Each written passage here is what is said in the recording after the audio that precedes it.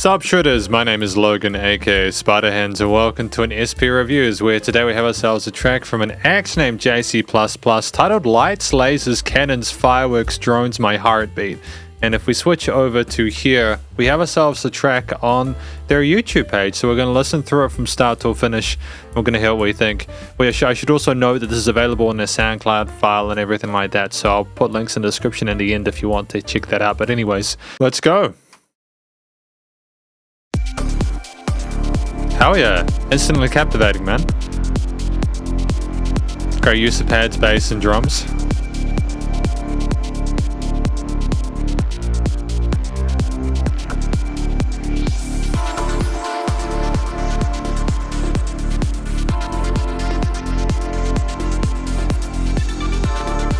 Great thematic development, or instrumental development, I suppose.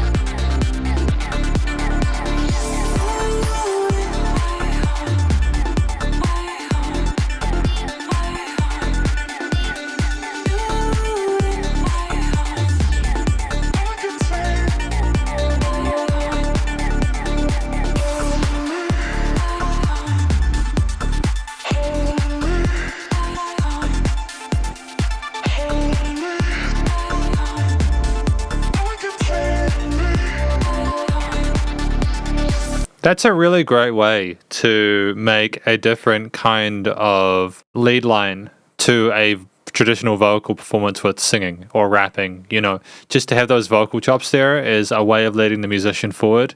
I think that's really clever.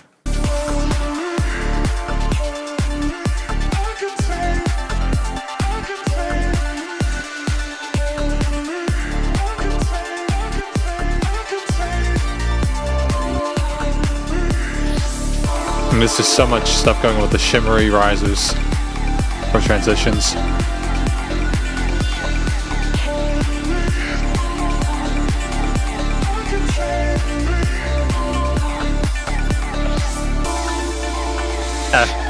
Good.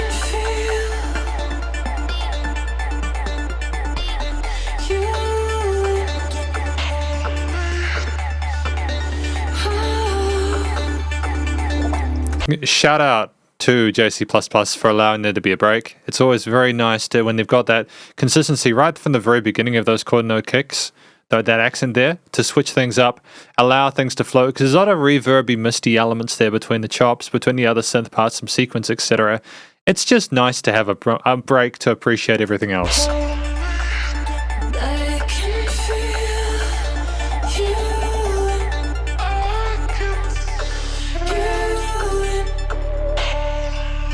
Excellent.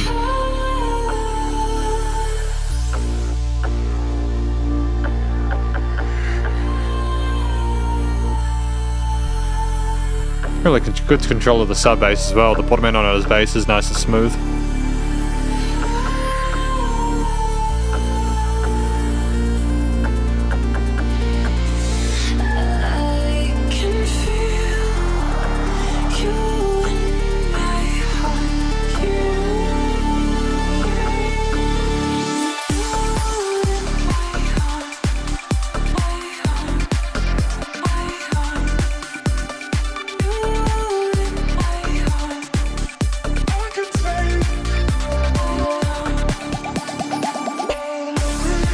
Sick.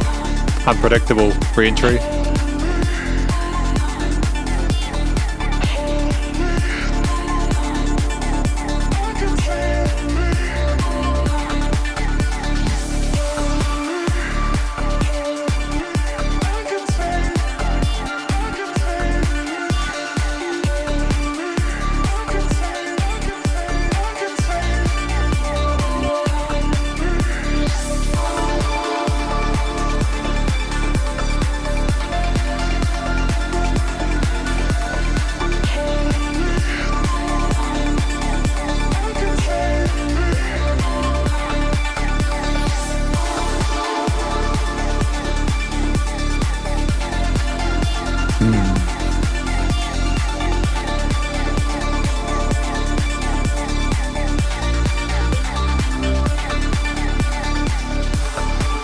Oh, good job bringing it down to this point.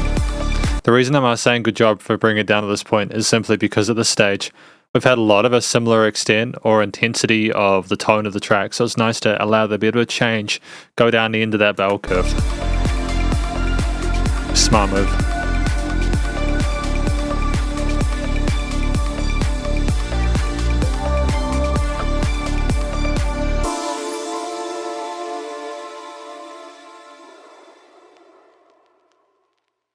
Excellent. That's fantastic. Nope. Charming.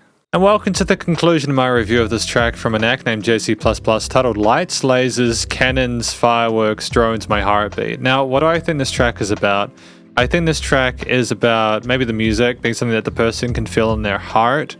It's a very kind of visceral, intense experience for them, but a joyous one. I think it's a happy thing. I think the vocal chops and the style kind of, I know this is potentially quite a basic kind of overstated thing, but it kind of reminded me of when a lot of that started to come up with the Skrillex stuff early in the 2010s, because I was there in the 2010s when dubstep started to come up and everything like that. I know there are other people who did dubstep before Skrillex, but a lot of the vocal chops and stuff, I would say reasonably safely came from a lot of the stuff that Skrillex did in the early 2010s. And it's done here in a way which doesn't identify, like, it's a different way of approaching it. I kind of like how it's a bit more subtle and it's not much of a, hey, this is an instrument now with the vocal chops as it would be traditionally with other musicians and producers. I think JC++ did a great job having them as sub-layers, with the main line coming in the center line with just the clean vocals coming through the mix. Not that there weren't effects on those, but you know what I mean. I just thought it was charming to allow there to be a bit of teasing to not really get the whole message, but then to get a little bit of a clarification as a reward for getting through that first half. And then you just got to vibe with and appreciate that heartbeat, doof, doof, doof, doof for the chord no kicks for the rest of the track. And then there's a lot of people who are going to be able to relate to the idea of like music and how it affects and how like lasers and cannons and all sorts of fun. I think it's a song that celebrates that, and I appreciate that. You know, I appreciate it a lot. But I think that if we also look at the vocal performance itself, I just think the singer, the lady who was there was singing, had great vocal technique, clear control of the head and chest voice, and even though there was a sense of relative minimalism around it, we didn't really expand on the story too much lyrically. I think that the stories that she told, as well as the participation she performed in like the vocal chops and also the production and placement and manipulation of those, is something to be celebrated. So well done to JC++ on that. Because it wasn't just in the center field, they were on the sides and to the extreme left and right and stuff like that. There was really interesting placement, careful placement of things in the stereo field, and that's never a bad time. It's typically pretty good. The track is over 4 minutes, so it's outside our 2 to 4 minute sweet spot, but I don't think that was a detriment. We had a wide variety of different synthesizers in here, as well as bass and drums. The chord note kicks, as well as the other patterns we had there, were nice and easy to sort of follow along to. When the drums weren't there, you appreciated them coming back, not because the track was lesser without them, but because they're a familiar sort of texture that really did sell at least half of the first part. I think that, to be fair though, you know, having a sense of minimalism with the complexity of the percussion doesn't necessarily make a song amazing, and sometimes it could be to a detriment, but it's because we had the lack of drums in the second act of this track that kind of makes it special, because we could just be just as good without something to keep the listener leading along, especially when we weren't necessarily sure what the story was, because of the fact that they were chops rather than sort of more clear elaborations. Not that we had a whole lot of clarity about exactly what the track was about, but we had inferences from the cleans and stuff like that. But anyways, apart from the drums, the bass line was phenomenal. It was nicely controlled, nice legato to the bass tones and the subs, and I think genuinely it sat there really nicely as a ground bed for the various other synthesizers, pads, sequences, leads, etc. to sit on. It was wonderful. I think, to be clear as well, the synths that we had, there were like airy kind of mystical ones on the sides that sounded really ambient and pretty. You also had other sequences and little choices that kind of repeated themselves and stuck at a rhythm maybe a little bit contrasting to what was going on to the chord note kicks, like 8ths and 16ths, but the other parts had leads that reflected or harmonized with or even replaced the chops occasionally. There was just a really fundamental understanding of how to use that particular instrument in a lot of different ways, and JC++ I think has reached a point where they're very, very capable of doing whatever they want to within their respective genres. I think the theme itself, the track, you know, we had interesting bass lines and chord progressions. They were not predictable. We had varying movements, various amounts of notes per phrase, and sometimes we even had more notes than I would expect from a section like that. And typically it's because a lot of the music I hear is 4 chords, and we didn't have that here. I liked the tonal and melodic variety there.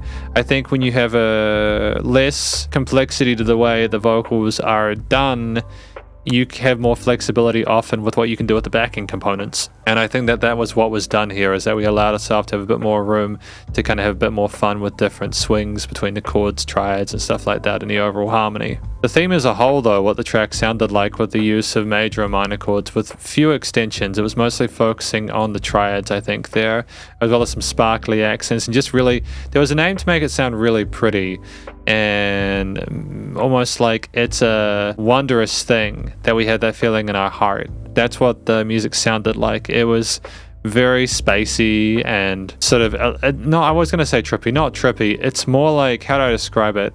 It's like an otherworldly kind of experience, but not like a spooky one. All in all, though, very, very satisfying song to listen to. I think that that theme kind of reflects what we were doing when we were talking about all these lights and lasers, cannons and fireworks, and the heartbeat. You know, it's I get it. I think that the relative calmness of the vocal performance was a nice antithesis to the. Actually, no, I take that back. There was a sense of peace with the theme that matched well with the vocal performance.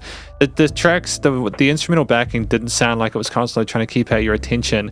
It allowed a lot of interesting things to engage in, but it was never pouring at you and going, hey, listen to me, pay attention. I appreciate that we are good enough with our songwriting now that we can create compelling pieces without needing to resort to cheap tricks. I think that's part of why we worked past the 2 to 4 minute sweet spot. But moving on from that, it's just the studio recording, mixing, and mastering. I think the production of it sounded splendid. I'm really stoked with how we approached things there.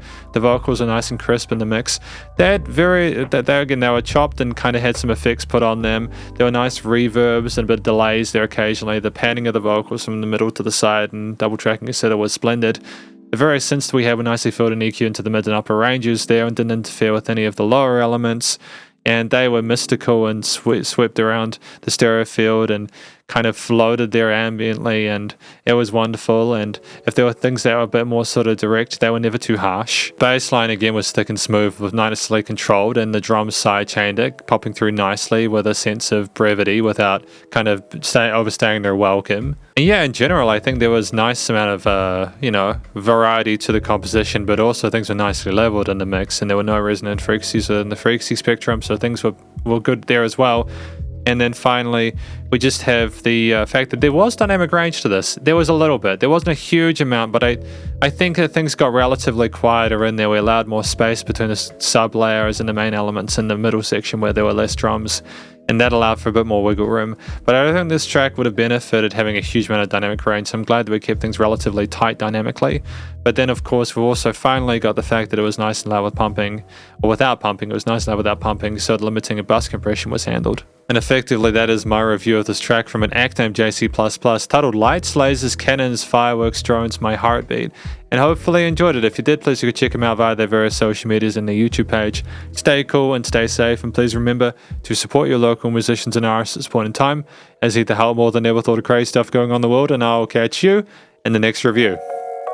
Spiderhands out.